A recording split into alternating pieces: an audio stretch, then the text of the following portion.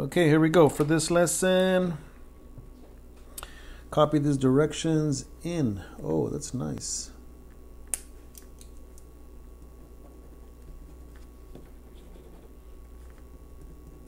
In each problem,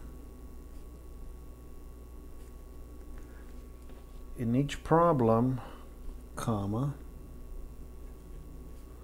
angle C is a right angle. Well, that tells us a lot about this triangle, right? In each problem, angle C is a right angle. Find the side indicated.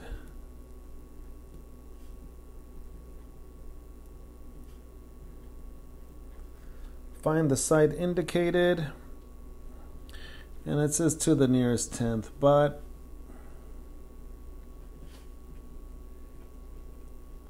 well, that's what the answer is going to be. It's going to be a little bit rounded off, but I'll always leave it, two numbers after the decimal, so it could look like kind of like money, like 7.25 would be like $7.25. So if you get an answer like 7.25, or you get an answer 7.26 or 7.27 and so on, that's fine. I'll accept it, but just know that on the worksheet, this 5, the nearest tenth is this one here. The 10th place is the first one. So this 5 will bump this up to what? 7.3, and the 6 will bump this up to 7.3, and the 7 bumps the 2 to 7.3. So that's why I don't like to round off like so much. So just leave it like this, 2 digits after the decimal. Okay, but if you put 7.25 and it says 7.3, I won't mark that wrong. Okay, so the good thing about this assignment is it's honestly a combination of the previous two, but now it's just going to be in a word problem format. So here it goes. So it says angle C. Here's your big clue right here about for each of these triangles, right? It says angle C is the right angle. So we've done this before when we did Pythagorean theorem, when we did the trig ratios, the SOHCAHTOA. So number 1 you have here. Find A if, right, A is the side. Remember, the lowercase letters are the sides. This is the side, lowercase are sides, and the uppercase are the angles, but we haven't learned that yet. Find A, so we're just finding the sides, if the measure of angle A is 75 degrees and side C is equal to 12. Okay, so we've done this before. We know that we can draw a right triangle. Right, doesn't matter which way it's facing. A right triangle has a 90-degree angle, and it's telling us this one is capital letter C. Right, the right angle is capital letter C, and what's up with these pins? And if this is capital letter C, then this is lowercase c, yeah? And then the other ones can be A and B. It doesn't matter which one, whichever one, however you label it, it's up to you. I'm going to make this one A, I'm going to make this one B. And again, you can have your triangle facing this other way or any kind of way, but if you label things correctly, you're going to be fine. So remember, the angles, the vertices here, the corners, the angles, ABC, that's a triangle ABC. And those are the capital letters. And then if this is angle C, opposite is lowercase c. If this is angle B, then opposite is side B. And if this is angle A, opposite is A. And if you look at BAC or CBA, like, you won't see 3 letters repeated. So we've done this before. Okay. So make sure you label your triangle right, and then let's put the information now. A is 75, angle A is 75, that's this one right here. And It says to find side A, so this is the one we're trying to find. You're only going to find one, okay? One of them you're not going to need to find, so we'll scratch that one out. So it says, here's 75, find A, and C is 12. And C is 12, side C is 12. Okay, so see how it's already looking all busy and stuff? Okay, let's clean it up now. Let's clean this up. I really only need, again, I don't need all these, see all these letters are too busy, and I don't need this side B, and it's just, that's what makes it confusing. So let's clean this up, and I don't need this, I don't need to find this side B, so I'm going to scratch that one out. C is 12, but I don't really need to label the C. And then just all these other letters are eventually getting a little bit confusing. So let me just clean it up like this. I'm going to draw it again. And all I'm going to put is the important part. This is 75. This is the A that you're trying to find. And this is 12. How about that? That's it. Doesn't this look less confusing than this? I know we need to do this. We need to put the ABCs and the capital ABCs and the lowercase ABCs. But then when you just have so many things, it just looks too confusing. I'm just going to clean it up and just know that all I need is an angle, one given side, and one side that they're trying to ask me to find. That's it. See, find side A if angle A is 75 and C is 12. All right. So I keep the numbers, and I keep the side that I'm trying to find, and that's it. Everything else, all the other letters I drop, and I clean it up. Clean up the problem. Because, you know, all this is just so busy. Now we can focus on our trigonometry, right? Remember what's the first step? The first step is to label the the opposite and the hypotenuse is first, right? Hypotenuse is this H side. If this is the angle that makes this your opposite side, your O side, right? And we're not using the adjacent, so I'm not even going to write it down. Okay. So if I'm trying to find the O and I know the H, that tells me what?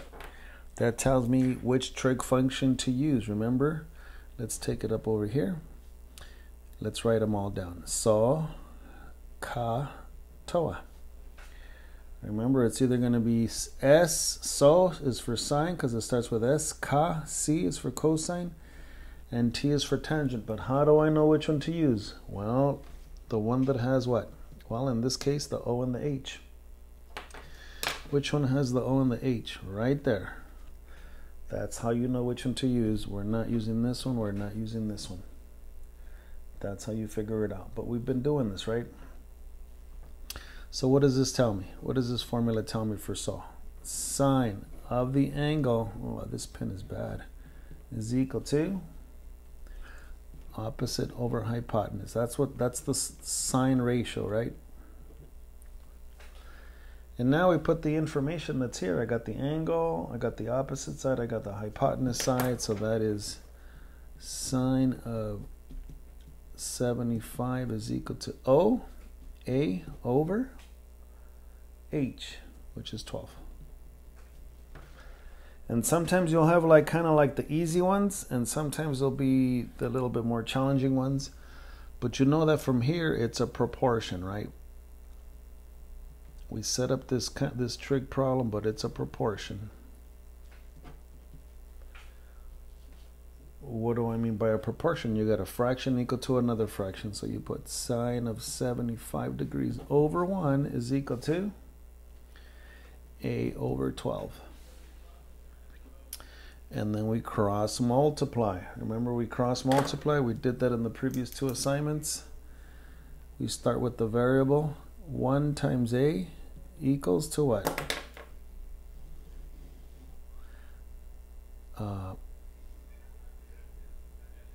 Sine of 75 times 12. Well, this one's going to be the easier one, right? A is already by itself. 1 times A is just A. A is going to be equal to whatever what sine of 75 times 12 is. Where is my handy calculator? Ugh, I got to go get it. It's right here. Let's just...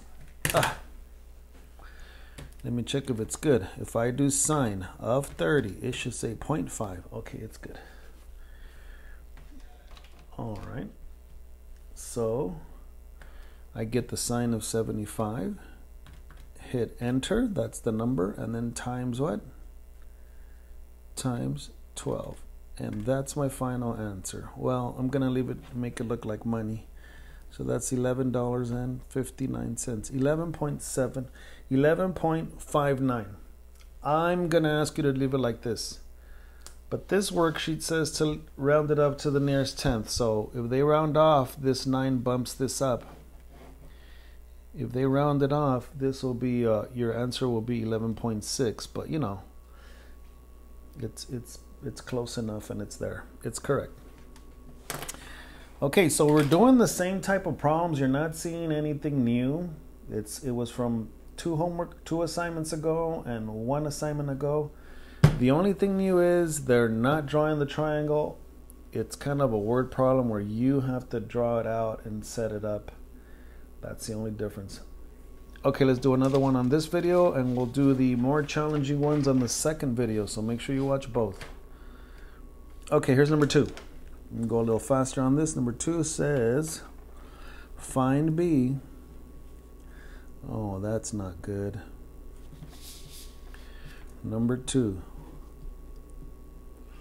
Find B, side B, if C is equal to 15, comma, and the measure of angle A is equal to 40 degrees. So here's what they asked me to find, and here's my 2 pieces of information, but I have to draw a right triangle. Well, what if somebody draws it this other way?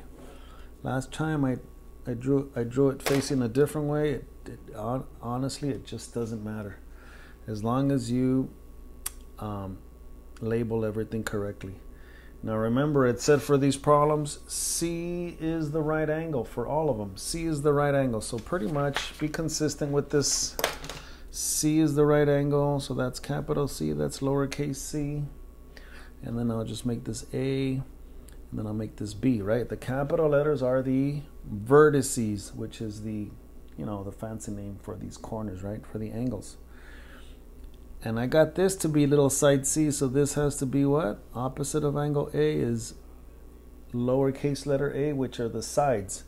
Remember, the sides are the opposite of angle B is lowercase b. The sides are always lowercase letters. The angles are the uppercase letters, the capital letters. Now I'm going to put things where they go. Well, C is 15. I got that side right there. A is 40. And then now, this is where I tell you to clean it up, right? We labeled everything so that we put things in the right place, but then it's just too busy with all this stuff. Oh, by the way, which one do they want you to find? They're only going to ask you to find one. I mean, you can only find one at a time. Find B. Okay. So this is the one I know. This is the one I want. So which one's not really involved here? This A. So I'm going to clean it up and just kind of make everything that I don't need go away and keep the things that I need. I'll keep the 40-degree angle. I don't need to keep A. I'm not finding A. So this side is 15. I don't need to put C anymore.